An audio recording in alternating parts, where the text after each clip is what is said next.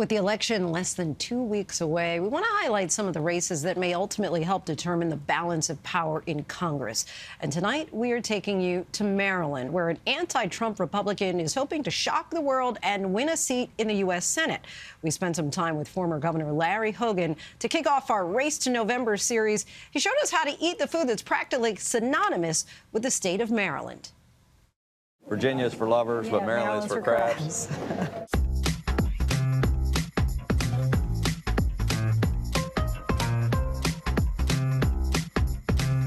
Yeah, you just pull that thing off. It's like a flip top. You go like this. There you go. This is delicious. With just days until the election, the claws are out. Governor, how are you? Linsey, how are you? Good to see you. It's good to see you, too. We're going to eat some crabs, That sounds good to me. Right. Larry Hogan grew up on blue crabs in the deep blue state of Maryland. Governor Hogan, the voice of reason. Well, that's what I try to be. Again. And while Democrats outnumber Republicans 2-1 in Maryland, Together, we did it.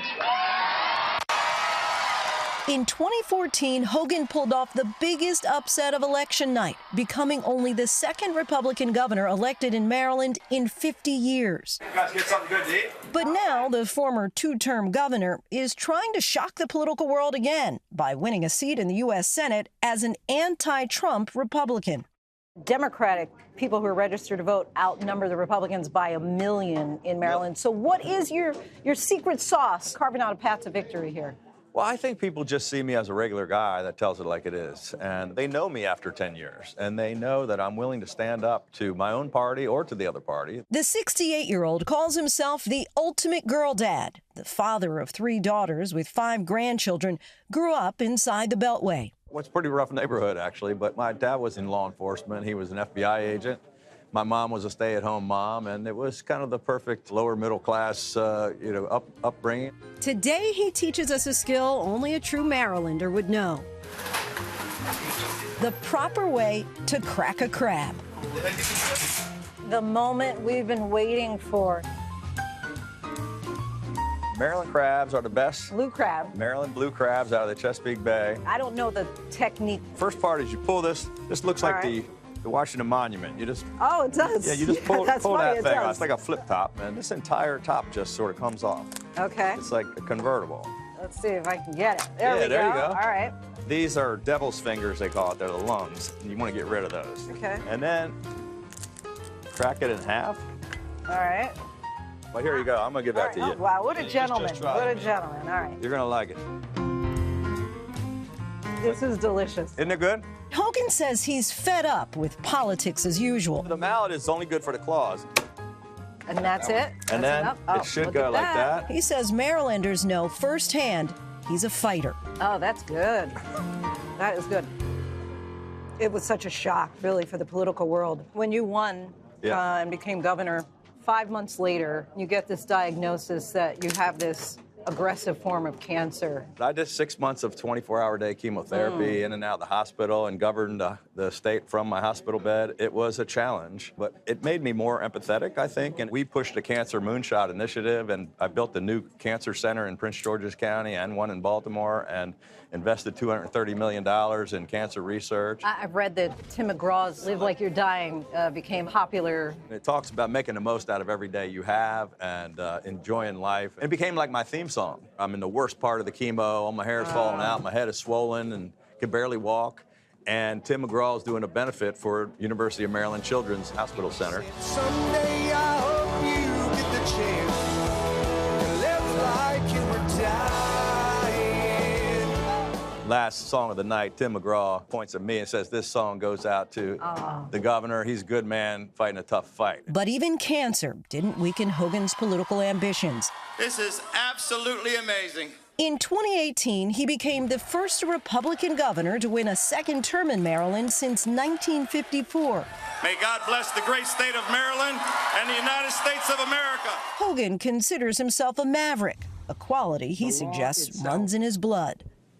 No man, not even the President of the United States, is above the law. I learned a lot about integrity and public service from my dad. He was the first Republican on the House Judiciary Committee to come out for Nixon's impeachment. And I saw that, he was willing to put country over party and to make a tough choice, but he did what he thought was right. And I feel like history does repeat itself because I've been standing up in a similar kind of way.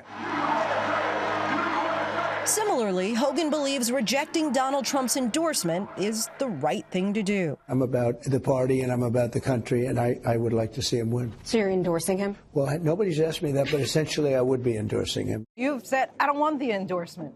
Well, I never had any interest in his endorsement. And in this state, I've got to get the folks that are voting for Donald Trump, there aren't that many of them. He's losing by 30 points. But I've got to get them to know that I'm still going to be the same guy that they voted for. We've heard just from some Maryland registered voters here who say, look, I like Larry Hogan, but I'm concerned about giving the Senate to the Republicans. You may be that deciding factor. Why not run as an independent? A question his opponent Angela Alsobrooks posed in their debate.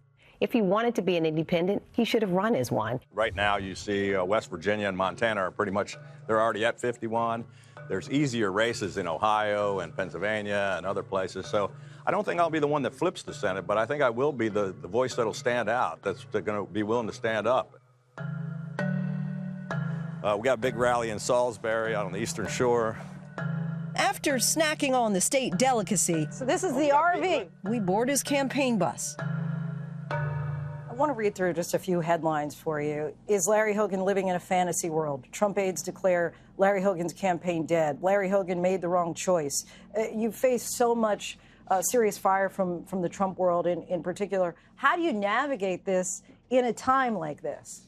When things are so crazy and so divided that maybe what we need is a little bit of what we were able to do just down the road from Washington for 8 years, and that's try to bring people together. But yeah, I'm currently running 25 points ahead of Donald Trump. I'm running ahead of him with Republicans.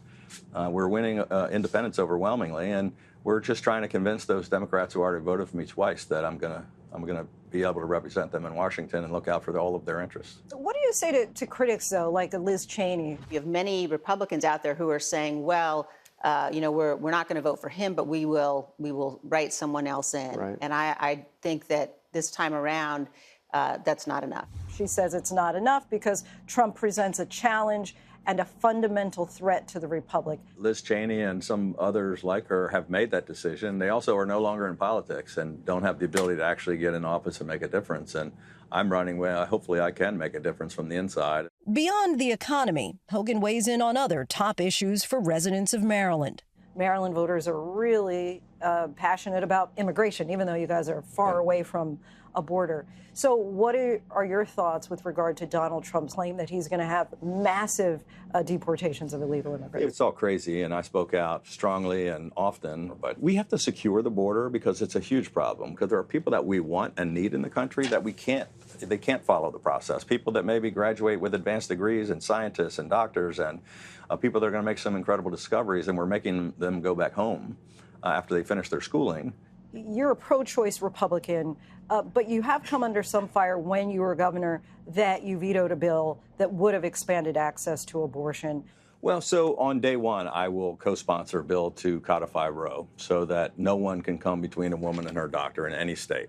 The bill that we've come under criticism from my opponent on really wasn't about access. We weren't rolling anything back, but they were trying to pass a bill that would allow non-medical professionals like midwives to do more abortions, and I just philosophically disagree with that position. Biggest misconception about you? They try to make me sound like I'm a MAGA Republican just because there's an R next to my name, but I think the people of Maryland know that I'm different. Greatest strength? I have the courage to stand up to anyone and always telling it like it is. I'm a straight shooter. Our thanks to Governor Hogan for that conversation.